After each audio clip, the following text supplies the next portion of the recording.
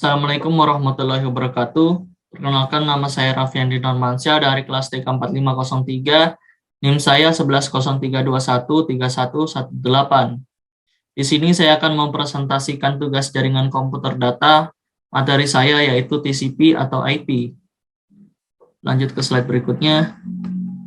Di sini saya akan menjelaskan arsitektur TCP atau IP, encapsulation atau enkapsulasi, TCP atau IP dan model OSI, network access, internet, TCP, dan application. Pertama, arsitektur TCP atau IP. Protokol TCP atau IP, Transmission Control Protocol atau Internet Protocol, digunakan secara luas untuk jaringan internet, dikembangkan secara terpisah dari protokol model lapisan OSI, Open System Interconnection. Oleh karenanya, susunan lapisannya tidak begitu cocok dengan protokol standar model OSI. Protokol model OSI terdiri dari 7 lapisan, yaitu Physical, Data Link, Network, Transport, Session, Presentation, dan Application. Sedangkan di protokol TCP atau IP hanya terdiri dari 5 lapisan, yaitu Physical, Data Link, Network, Transport, dan Application.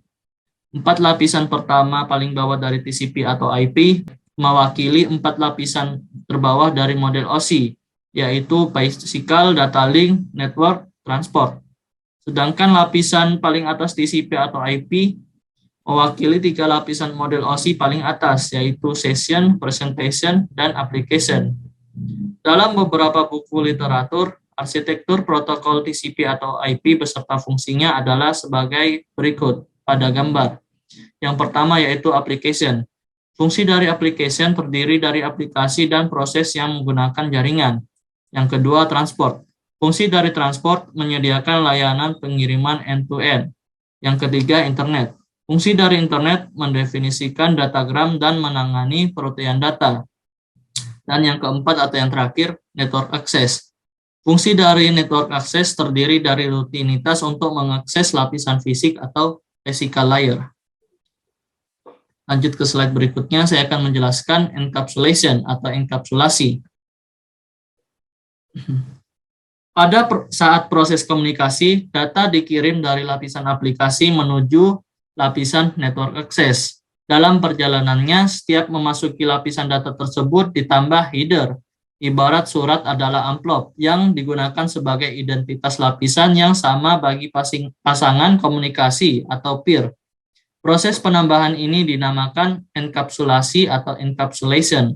Istilah ini dipakai karena seolah-olah data dari lapisan sebelumnya dibungkus kembali dengan kode yang dimengerti oleh lapisan sejenis yang sedang berkomunikasi. Nampak bahwa header dan data lapisan sebelumnya dianggap sebagai data baru sehingga akan ditambahkan header pada lapisan tersebut. Dengan demikian, panjang bit dari lapisan aplikasi sampai dengan lapisan network access akan semakin besar. Proses sebaliknya terjadi pada sisi penerima, yaitu data mengalir dari lapisan network access menuju lapisan application.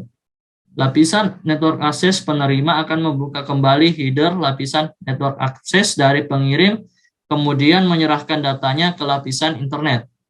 Data yang diberikan ini sebenarnya berupa header dan data untuk lapisan internet.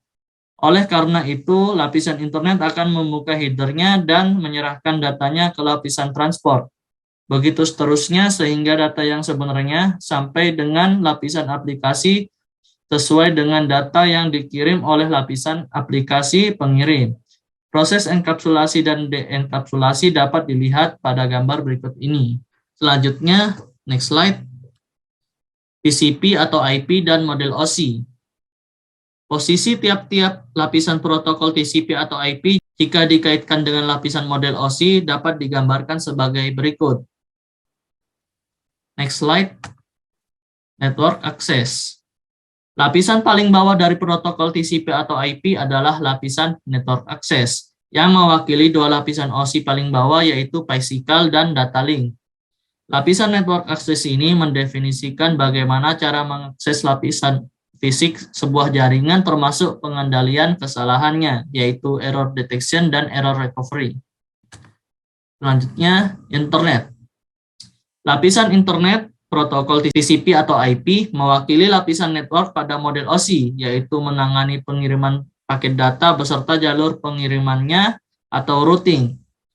Sifat lapisan Internet Protokol ini adalah yang pertama, Internet Protokol merupakan connectionless protokol, artinya tidak menggunakan informasi kendali atau handshake dalam membangun hubungan sebelum melakukan tukar informasi. Dan yang kedua, Internet Protokol atau IP juga bersifat unreliable protokol, yaitu tidak ada kode untuk error detection dan error recovery. Format header lapisan Internet Protokol adalah sebagai berikut. Pada gambar. Next slide. TCP. Pada lapisan ini ada dua jenis protokol, yaitu TCP, Transmission Control Protocol, dan UDP, User Datagram Protocol. Kedua protokol ini mewakili lapisan transport pada model OSI. Protokol TCP menangani pengiriman data dengan koreksi dan deteksi kesalahan ujung ke ujung atau end-to-end dengan menggunakan Positive Acknowledgement with Retransmission atau PAR yang bersifat Reliable, Connection-Oriented, Batchstream, sedangkan protokol UDP menangani pengiriman data secara sederhana menggunakan respon Positive Acknowledgements dan bersifat connectionless dan unreliable, tanpa fasilitas deteksi dan koreksi kesalahan. Format header lapisan TCP adalah sebagai berikut pada gambar. Yang terakhir, application. Lapisan application ini berkaitan langsung dengan user untuk berinteraksi dengan protokol komunikasi. Lapisan ini berupa program aplikasi di mana user dapat memasukkan data yang akan dikirim melalui jaringan. Contoh nyata lapisan application ini adalah misalnya browser, email, program chatting, FTP, dan lain sebagainya. Lapisan application ini pada protokol TCP atau IP sebenarnya merupakan gabungan antara lapisan application, presentation, dan session dari standar protokol OSI. Kurang dan lebihnya mohon dimaafkan. Wassalamualaikum warahmatullahi wabarakatuh.